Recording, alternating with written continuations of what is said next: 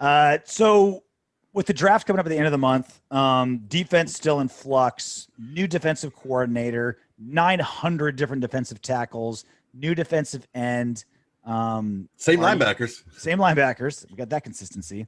Young DBs, maybe getting a year better, maybe not. Still a giant hole at free safety. I have no freaking clue what our defense is going to look like next season, Soto. But I have a pretty good idea of what our offense is going to look like. We should have a pretty good idea. I mean, quarterback set, running backs, Josh Jacobs, Kenyon Drake, right? Receiver, we got a new receiver in John Brown, but basically everyone else is coming back. Tight end all set. Line, despite all the NFL media saying, "Oh, the Raiders nuked their offensive line. What are they doing? What's going on?" It's all returners, basically. Yeah, they played. They all played. It's just Colton Miller's signed a huge deal. Richie Incognito's back to left guard. Andre James has been developing for the Raiders for multiple seasons. He's a known quantity. Denzel Good will probably be guard, and then they'll probably draft a right tackle. So other than right tackle, like that's the only question mark on the now depth at the O-line. I think is a legit concern. It's definitely an issue. Especially if Denzel Good is like Mr. Do Everything, you force him to be a starter. Like we use our great swing linemen. But our line, it went from the most expensive line in football that was good to an average costing offensive line that's probably going to be a little above average. Like I understand the value move. Long story short, basically all the pieces are in place for what our offense should look like next year. So Soto, how do you think the offense is going to look next year? Because I'm tempted to say it's going to look the same as it did last year, more or less. John Brown will basically, he'll replace Nelson Aguilar. He'll replace Nelson Aguilar. Foster Moreau will get Jason Witten-Staps, which he should have had the whole time. Jacobs will be a good bruiser. And then you throw in a wild card in Kenyon Drake. So on paper, it looks like it should be basically the same offense we had last season. Run first, throw the tight ends. Derek Carr can throw deep when you need to, generally keeping things mid-range.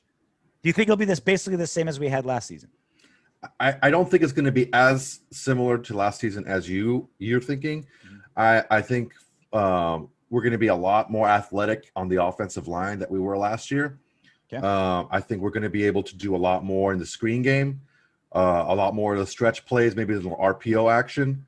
And because of Kenyon Drake, he's pretty fucking strong in the screen game, man. So I think with that more athletic offensive line, you're going to see a lot more stuff maybe stretched out and a lot more screens, stuff like that. Tight end screens. If you have a lot of the guys in the middle of the field, they ran this play a couple of times a couple of years ago where Waller did a post, like a skinny post, and they did like a underneath, almost like a middle bubble screen type thing for Moreau, and he would get huge chunks of yardage. And because Waller's getting double teamed as he should. Exactly. He's pulling all the linebackers deep and he's pulling all the safety deep. So Moreau makes one guy miss or one guy blows an assignment and Moreau's got, all this yardage to just do what he wants. So I see the offense being a little bit more athletic, hopefully being a little less predictable, especially within the 20s. Yeah, I like what you mentioned about the I didn't even think of it in these terms, but the line being a little quicker, little younger. I mean, obviously Incognito old, Colton Miller only 1 year older, but Andre Dames, maybe a rookie at right tackle.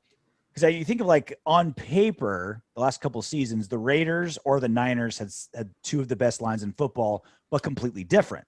The Raiders line was just huge, just honking massive monsters that wanted to just like bulldoze forward and give Josh Jacobs 5 yards every carry, right? Like that's what they're doing. It's just people movers. The Niners line is super small, but agile. They want to get to the edge. They want to do, like you're talking about, little screens to the outside, guards pulling, guys moving around. They wanted fast moving linemen. And so it looks like this new line is kind of somewhere in between. Like we weren't the power running game last season that so many people thought we were. We weren't. Like we just Josh Jacobs got less than 4 yards per carry. And half the line was hurt half the season. So we just weren't that bruising, 3 yards in a cloud of dust capability that a lot of people thought we had. So I feel like we're kind of more, our identity is a little bit more flexible. Like we can do we can still pound the rock when we want to.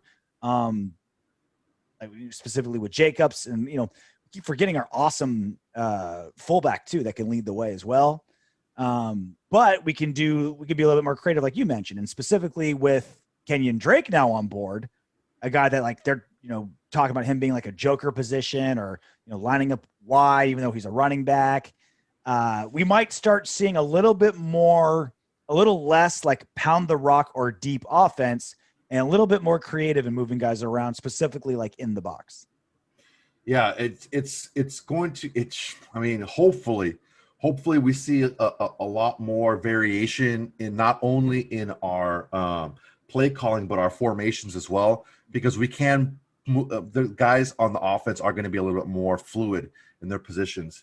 So I'm looking forward to seeing what Coach Gruden has dialed up. It shouldn't be when you have an offensive line that was good but was very good at what they're doing, very staying static, not really pulling and moving and stretch plays and stuff like that.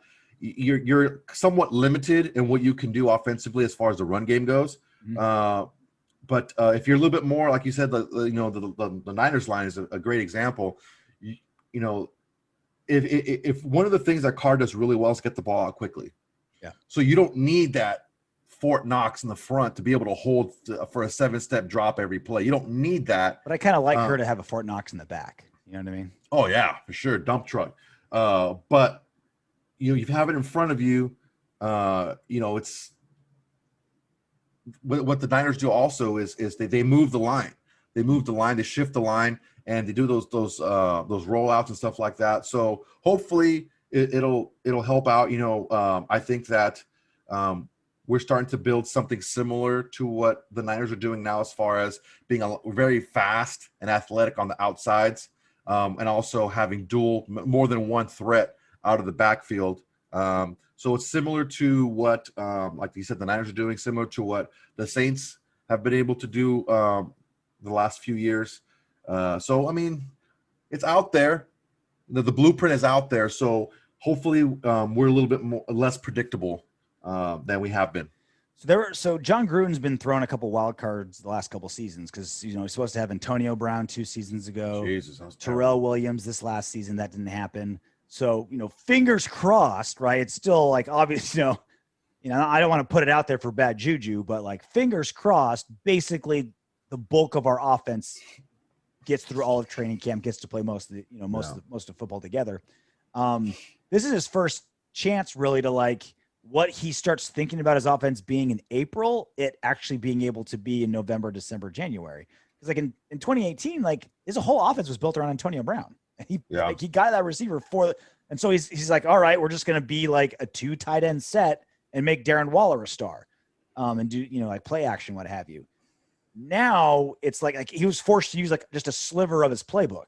Hopefully now his whole playbook is open because, I mean, for like a diverse skill set of a football team, like we've got it all. We got Carr can make every throw. Other than not having a mobile quarterback, we've got basically everything, right? Like he can make every throw. Jacobs can pound it. Jacobs can go wide. Kenyon Drake can do everything. Yeah. If Ruggs comes along, we'll have one of the fastest players in football going deep. If Brian Edwards comes along, we'll have a big physical X. John Brown, Hunter Renfrow and like Willie Snead can be our like slot, like control receivers. You'll see what John Brown gives us. Obviously, Darren Waller is one of the best in the business. Foster Moreau is above average tight end, even though he's a backup. He'll start with most football. 40% of the football teams out there, he would start. He'd be a starter. So it's like all the options are there. So now you can start playing off of like you mentioned earlier, get Darren Waller going deep as a decoy to get Foster Moreau open. Fake to Josh Jacobs, swing to Kenyon Drake. Henry Ruggs taking the top off, Brian Edwards on a slant. something like that. Like this is I finally feel like what we're thinking right now, months and months before 5 months before the regular season, could actually be the offense we get on Sundays.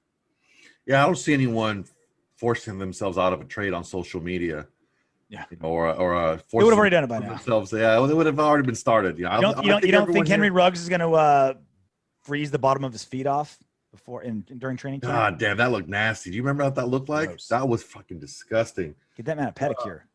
Jesus. Actually, I saw Ruggs, Zay Jones, Foster Moreau, John Brown. We're all working out with Derek Carr.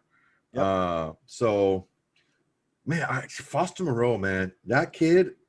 We've been talking about this guy for a long time, since the very first episode of the Autumn Windbags, and I really do feel like this guy is going to take over more of a tight end role, whereas Waller is going to be more that hybrid. Where you see Kenyon Drake being that hybrid receiver running back, where you're going to see Waller be more of that tight end receiver hybrid, and it's going to be nasty, man. The way things look now, it looks like there's a lot of tools out there, a lot of weapons, and if you have a lot of weapons, a lot of goodies, Coach Gruden is the type of guy that's going to be able to use those.